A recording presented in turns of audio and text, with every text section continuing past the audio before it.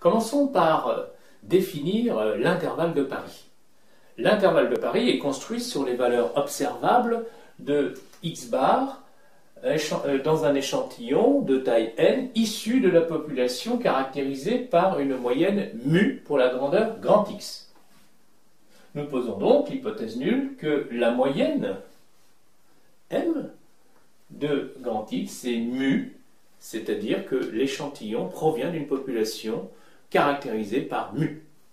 Dans ce cas, je vais pouvoir encadrer les valeurs de x bar possibles dans un échantillon de taille n pris au hasard dans la population.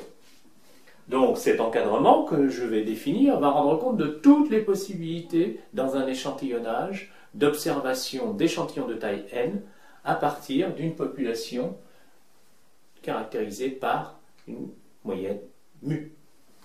Eh bien, je vais avoir à considérer donc les deux limites inférieures et supérieures qui sont fonctions donc de mu, toutes les deux.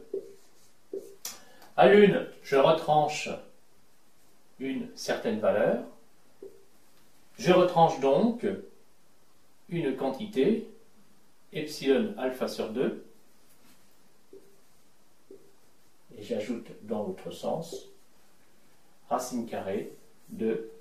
Alors, je peux considérer la racine carrée de n et prendre directement la variance, c'est-à-dire sigma connu, enfin l'écart type, sur racine de n. Alors dans mon code couleur, ce qui est en rouge est propre à la population, et vous voyez que l'hypothèse nulle donc va rendre compte de cette connaissance de la population. Donc l'hypothèse nulle stipule la connaissance de mu et en corollaire celle de sigma.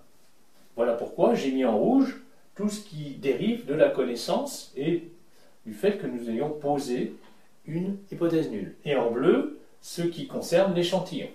Et donc nous voyons qu'un intervalle de Paris est fonction aussi de la taille de l'échantillon.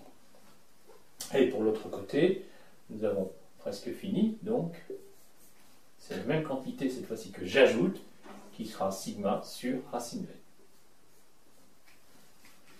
Vous pourrez voir donc cet intervalle de Paris également dans le cours présenté sur le site web. Et ce que nous devons ajouter pour être complet, c'est que pour utiliser les coefficients epsilon de la loi normale centrée réduite, je dois stipuler soit que x suit une loi normale de paramètres mu sigma dans la population, soit que n est supérieur à 30, en pratique on peut dire même égal, pour appliquer le théorème de la limite centrale.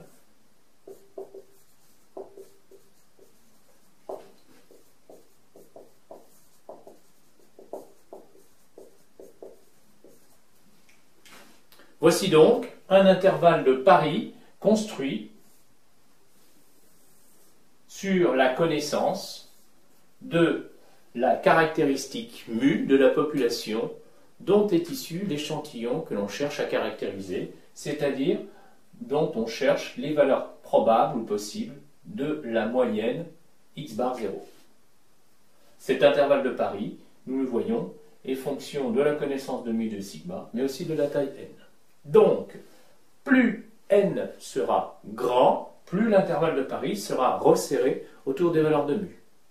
Ce que stipule cet intervalle de Paris, c'est ni plus ni moins que les fluctuations de x bar sont d'ordre normal, mais de moyenne mu, comme la grandeur x, mais d'écart type réduit, c'est-à-dire sigma sur racine de n. Autrement dit, si x est une loi normale, ou bien si n est supérieur à 30, x bar est bien une loi normale de paramètres mu et sigma sur racine de n. Donc vous voyez une loi normale plus resserrée sur sa moyenne que ne l'est la variable x d'étude dans la population.